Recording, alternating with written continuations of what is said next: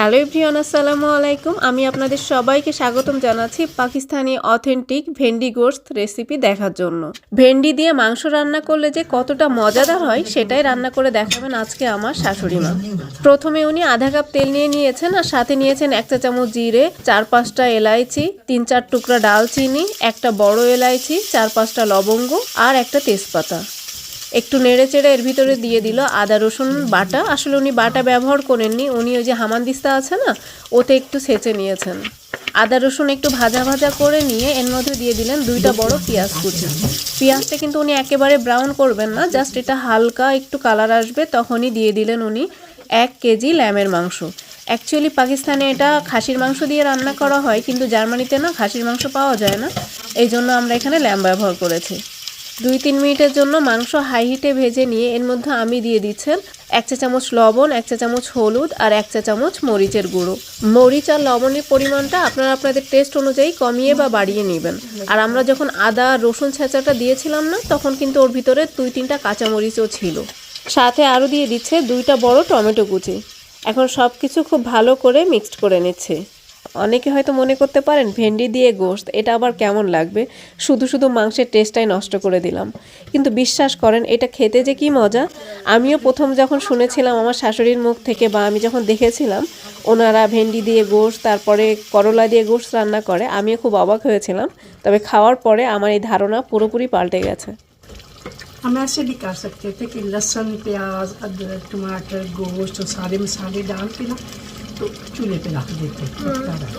এখন ঢাকনা দিয়ে ঢেকে মাংসটাকে আমরা রান্না করে নিচ্ছি আধা ঘন্টার জন্য, আর চুলো জাল থাকবে মিডিয়াম আছে। এবার আমরা ভেজে নিব ভেন্ডি। তো প্রথমে আগে তেল নিয়ে নিলাম আধা কাপের মতো। তো এই ভেন্ডিগুলো আমি খুব ভালো করে ধুয়ে পরিষ্কার করে না পানি একেবারে শুকিয়ে ফেলেছে। উনি ওই যে কিচেন টাওয়ালগুলো আছে ওগুলো দিয়ে একেবারে পানি শুকিয়ে ফেলেছেন, আর দেখতেই পাচ্ছেন কিভাবে কেটে নিয়েছে। এখন ভেন্ডিগুলো হাই হিটে 2-3 মিনিটের জন্য ভেজে নিতে হবে। কোনোভাবেই 2-3 মিনিটের বেশি ভেন্ডি ভাজা যাবে না। আমাদের ভেন্ডি ভাজা হয়ে গেছে, এখন আমরা এগুলো উঠিয়ে নিচ্ছি। ঠিক একইভাবে আমরা পেঁয়াজও ভেজে নিব। এখানে আমরা 2টা পেঁয়াজ কুচি করে নিয়েছি। পেঁয়াজটা আসলে খুব বেশি পাতলা করা যাবে না, মোটা মোটা আছে, আপনারা দেখতেই পাচ্ছেন। তো পেঁয়াজটাও একটু নরম করে নিতে হবে, এটাও বেশি ভাজা যাবে না। পেঁয়াজের সাথে উনি কাঁচামরিচও ভেজে নিয়েছেন। তো আমাদের সব কিছু ভাজা হয়ে গেছে, এখন এগুলো এক সাইডে রেখে দিচ্ছি। আধা ঘন্টা পরে মাংসটা আমরা চেক করে নিচ্ছি, মাংস আমাদের সিদ্ধ হয়ে গেছে। ঠিক এই পর্যায়ে চুলো জাল বাড়িয়ে দিতে হবে।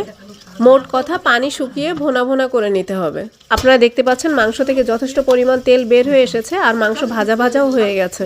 ঠিক এই পর্যায়ে অ্যাড করে দিচ্ছি 1 চা চামচ ধনে গুঁড়ো।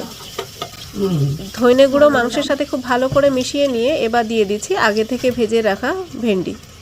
এখন মিডিয়াম আছে 5-6 মিনিটের জন্য ভেন্ডি মাংসের সাথে ভেজে নিব।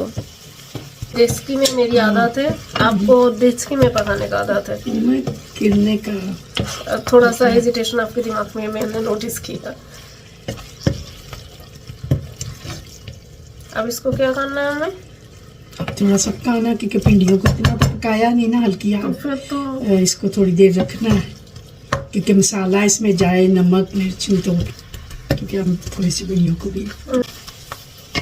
আমাদের রান্না অলমোস্ট শেষ। ঠিক এই পর্যায়ে অ্যাড করে দিচ্ছি ভাজা গরম মশলার গুঁড়ো আধা চা চামচ, আর ভাজা জিরের গুঁড়ো আধা চা চামচ, আর একটা টমেটো কুচি করে আমি উপরে দিয়ে দিলেন। উনি বললেন এটা খেতে নাকি ভীষণ ভালো লাগবে।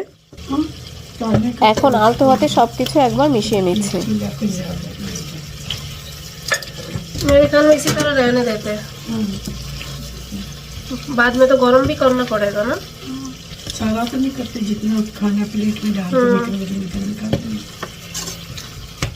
আমাদের খুবই মজাদার ভেন্ডি গোশতের রেসিপি একদম রেডি। তো সবাই খুব ভালো থাকবেন, সবাইকে ভালো রাখবেন। আবার আমি হাজির হব আপনাদের মাঝে নতুন কোনো রেসিপি নিয়ে। সেই পর্যন্ত আল্লাহ হাফেজ।